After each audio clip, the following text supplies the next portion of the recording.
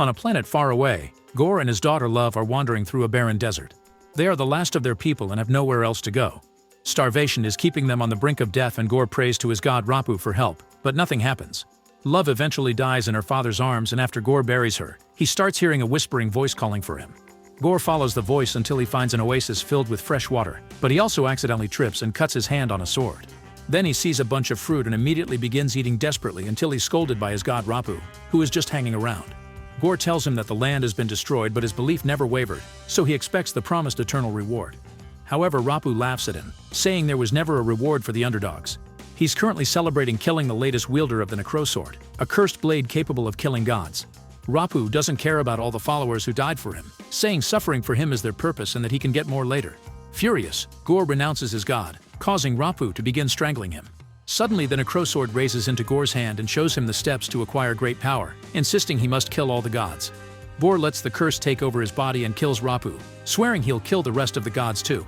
On planet Indigar, Kord tells a group of aliens the story of Thor, the god of thunder. He was raised as a warrior since he was a baby and became a legendary hero, saving the world many times. His true love was a woman from Earth called Jane, who broke up with him years ago. Afterward, Thor lost his whole family, his mighty hammer Mjolnir, and even his homeland Asgard. Depression hit him hard and he lost his god physique, but after gaining a new weapon called Stormbreaker, he joined a group of heroes known as the Guardians of the Galaxy and started to travel with them around the universe to go on wacky adventures together. He also went back into shape with lots of hard work but was still hiding a lot of pain inside his gorgeous body. Now he's given up on finding love and only comes along when he's needed in battle. Nearby, the Guardians are engaging in a vicious fight against bird-like invaders and not doing very well. Soon Thor finally arrives and the local king informs him things were peaceful around here until their gods were murdered. With Stormbreaker in hand, Thor jumps right into the battle, easily defeating enemies all over the battlefield by hitting them or shooting lightning at them. When two enemies attack him at the same time, Thor simply opens his legs to stop them before jumping to make them crash. After kicking a big vehicle, Thor breaks into the temple and goes up the tower to hit the enemy leader, finally putting an end to the invasion but also destroying the temple in the process. On Earth, Jane is at the hospital for treatment because she's been diagnosed with stage 4 cancer, something she's only shared with 2 close friends. Since she's a scientist, she's been doing some research of her own and so has her professor friend, but they aren't able to find anything that could help her and her chances aren't good. Desperate for a solution, Jane decides to start looking into Astardian magic and learns that Mjolnir might be of help. Meanwhile, the people of Asgard have started their new home on Earth with Valkyrie as their queen. She took over after Thor left, but she hates the job because it consists of lots of politics and boring meetings, and she's supposed to be a warrior. There are tours that allow foreigners to look around New Asgard, including a visit to the remaining pieces of Thor's hammer Mjolnir, which lies inside a special display. When Jane goes to see it, the sky suddenly turns dark and the pieces start to glow. Back to Thor, the king gives him 2 huge screaming goats as a reward for the help, and when the group leaves, the goats cause total chaos inside their spaceship. Then the team checks the system for distress signals and is shocked to see a huge amount of them begging for help. It turns out Gorr has been killing gods on thousands of planets and has earned the nickname God Butcher. One of these distress calls comes from Lady Sif, an Asgardian warrior who used to be in Thor's team. Desperate to help her, Thor decides to leave the Guardians behind so he can go back to his people. After the Guardians leave with a ship, Thor uses Stormbreaker to teleport with Gorr and the goats to Sif's location. They end up on an icy land where they find the skeleton of a huge creature whom Thor calls the nicest god ever. Nearby, Sif is wounded and missing an arm, but she's well enough to share that she followed Gorr here only to fall for his trap and barely got to escape. Gorr's objective is to kill every god in the universe and his next stop is New Asgard. On Earth, Thor arrives at New Asgard and uses the Necrosword to control the shadows and summon a bunch of monsters. In just a few seconds, chaos takes over the city and flames begin to spread, so Valkyrie shows up in her Pegasus to start fighting the monsters off with her sword.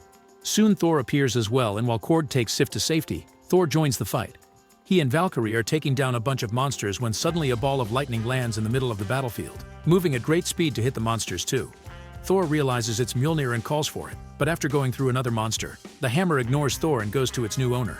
This woman is wearing Thor's clothes and handling Mjolnir like a pro, making it split into pieces to attack multiple monsters at once before it regains its form.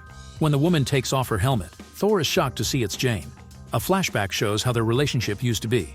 At first they got along nicely and shared lots of happy moments together, sharing what looked like a perfect relationship. One drunk night, Thor even asked Mjolnir to promise it'd always protect Jane, and the hammer glowed to agree. However, with time they became more distant because Thor was always busy with his missions and Jane had a lot of work to do as a famous scientist. Eventually, Jane got tired of the walls they were putting between them and broke up with Thor by leaving him a note. Back in the present, Thor wants to talk, but Jane wants to concentrate on fighting the monsters. At that moment, Thor sees Gore, who begins fighting Thor with a necrosword. After exchanging a few hits, Gore pins Thor against a car, and when Thor tries to defend himself, Gore just hits him against the car and makes a monster hold him down. Then Gore tries to take Stormbreaker, but Thor gets angry and activates his lightning powers, freeing himself from the monster before pushing Gore off. Thor throws lightning at him as Jane and Valkyrie appear to support him, so Gore sees the disadvantage and decides to disappear. However, the shadows are still around and they release a bunch of monsters inside children's rooms to kidnap them. Soon every Asgardian kid is inside a cage-like monster, and when Thor and Jane try to go after it, Gore teleports the cage away. Afterward, Valkyrie holds a meeting with all the Asgardians to decide how to proceed. Thor can't stop staring at Mjolnir and tries to call it again, but Stormbreaker comes to him instead. An argument ensues among the citizens, so Thor comes forward and tells them to calm down while he tries something. When he raises Stormbreaker, his powers fail and he makes a hole in the ceiling before destroying a monument outside. He returns to the room and a new argument starts, only to be suddenly interrupted by a floating head. This is Axel, one of the kidnapped kids that has magic eyes. This power allows him to bring an illusion of Thor into the cage so he can take a look around and discover where they are. When the illusion ends, Thor goes back and informs the others that the kids are in the Shadow Realm, where Gore will be the most powerful. Before they go there, they need to get reinforcements. The group decides they need to travel to Omnipotence City, where all of Earth's gods gather. Since Stormbreaker isn't working well, they'll use a ship pulled by the ghosts to sail through the Axe's power. While Valkyrie gets a ship from an exhibition, Jane goes to the bathroom and reveals that when she lets go of the transformation, her body shows how sick she is. Her reflection makes her remember how her own mother died in the hospital too, and it makes her so angry that she uses Mjolnir to destroy the sink. Meanwhile, Axel tries to tell the other kids stories of Thor so they won't be afraid. Gore interrupts them to scare them by killing a small monster, and when Axel says Thor will save them, Gore reveals that's exactly what he wants. Sometime later, the team makes it to Omnipotence City and puts on some disguises to blend in with the crowd. There are lots of amazing gods around, but the one making a grand entrance is Zeus, whom Thor calls his inspiration. After doing some fancy tricks with his thunderbolt, Zeus proves to be a jerk because instead of discussing important matters, he wants to plan naughty parties and see which god got the most sacrifices from their people. It doesn't seem like they can trust him, so the team begins arguing over how to proceed, but Zeus hears them and calls Thor to the central stage. Thor informs everyone about Gore and asks for help, but Zeus doesn't care about the death of some minor gods and chains Thor down before disrobing him. Finally noticing who he is, Zeus reminds him that each god must watch over their own people, so he has no interest in helping Thor rescue a bunch of Asgardians or lending him his thunderbolt, which he uses to show off some tricks again.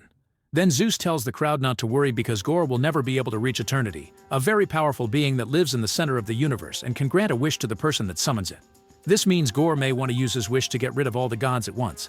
Omnipotence City is supposed to be a secret place, but now that Thor has come, Gore may use him to reach them, so Zeus orders his guards to keep Thor here. The rest of the group jumps in to fight the guards and Thor breaks the chains to use them as weapons. They fight fantastically as a team by combining their different fighting styles, and soon the guards are defeated. Furious, Zeus strikes Korg with his thunderbolt, causing him to become a bunch of rubble.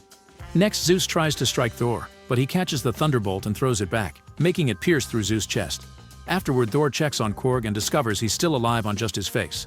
More guards are coming, so Valkyrie ties Korg's face to her hair to keep him safe while he whistles to summon the goats, who break through the window bringing the ship. Valkyrie steals Zeus' thunderbolt and then the team finally escapes. On their way to the Shadow Realm, Thor shows Jane the space dolphins that are flying near the ship. Making use of the romantic moment, Thor admits he still loves her and that he wants to get back together. Jane has no choice but to tell him about her cancer, but Thor shows his support and promises to tackle everything together. When they finally reach the Shadow Realm, everything turns black and white, including themselves. Stormbreaker's rainbow bridge disappears, so the ship just lands on the desolated planet with a thump. The cage is nearby but empty, so they enter a building and Jane finds some papers with Gore's plans.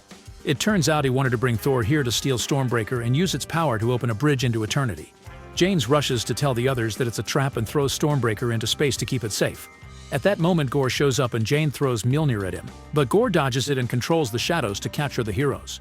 He asks Thor to call Stormbreaker, and when he refuses, he makes the shadows start hurting Jane and Valkyrie. Desperate to help them, Thor summons Stormbreaker, and all that sudden power shakes the entire planet and frees them from the shadows.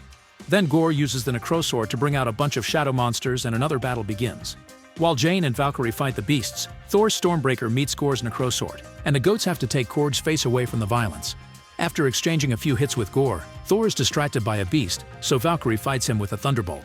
She manages to hit him a few times, but it doesn't do enough and Gore stabs her with her own weapon.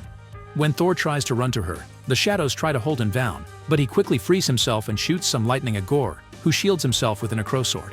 Jane reaches Valkyrie to rescue her and brings her to Thor, who uses Stormbreaker to open the bridge.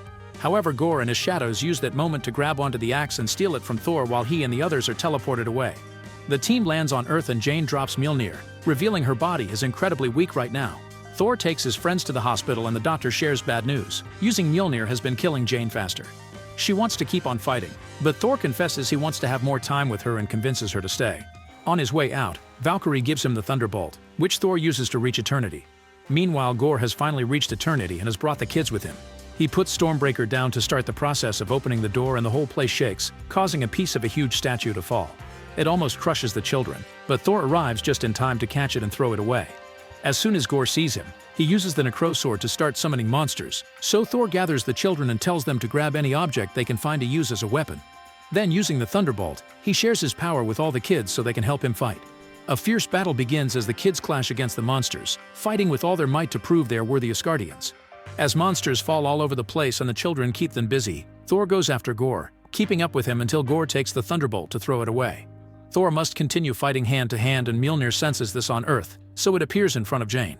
Soon Gorr overpowers Thor and almost stabs him, so Thor has to stop Necrosword with his hands.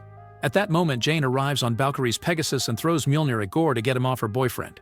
Thor uses the chance to retrieve the Thunderbolt, and now he and Jane can fight Gorr together. However, Jane notices that the door is about to open, so she sends Thor to retrieve Stormbreaker while she fights Gorr and the kids continue to destroy the monsters. The shadows are holding onto Stormbreaker pretty tightly, so Thor has to start hitting them with the Thunderbolt. At first, Gorr seems to be overpowering Jane, but she makes a jump to attack with Mjolnir and creates some cracks in the Necrosword. At that moment, Thor finally frees Stormbreaker and throws it at Axel so that all the kids can return home. Afterward, Thor uses the Thunderbolt as two daggers, trapping the Necrosword between them so Jane can throw Mjolnir at it, finally breaking it. Gorr manages to catch the hilt and tries to rebuild it, but Jane catches the other pieces with Mjolnir and summons some lightning that turns every sword piece into ash. While Jane falls to her knees, Gorr sees that the gate to Eternity has been opened and crosses it, teleporting all three of them. Before Gorr can make his wish, Thor looks at a dying Jane and tells Gorr he isn't looking for revenge or death, he's looking for love. Then Thor goes to Jane's side to spend her last moments together. Seeing this reminds Gorr of his own daughter, but he doesn't want to wish for her because he's dying from the corruption of the Necrosword. Thor and Jane promise love won't be alone, so Gorr makes his wish and love comes back, saying goodbye to his father before he dies. Jane also says goodbye and before her body disappears into glowing dust. Sometime later, Jane becomes a legend in New Asgard and they make a statue for her. Valkyrie goes back to being queen and Sif helps train the children in self-defense. Korg gets his body back and finds a boyfriend from his species. Thor is raising Gorr's daughter as his own and they share simple family things like breakfast, but he also has to teach her how to control her Eternity powers. They often go adventuring with Thor using Mjolnir and Love using Stormbreaker so they can fight together and help people in need. As they travel the universe together, they become known as Love and Thunder. Meanwhile, Jane's spirit arrives at Valhalla, the Asgardian heaven, and she's invited to join the Hall of the Gods. Make sure to subscribe and turn on notifications so you can watch more videos like this. Thanks for watching.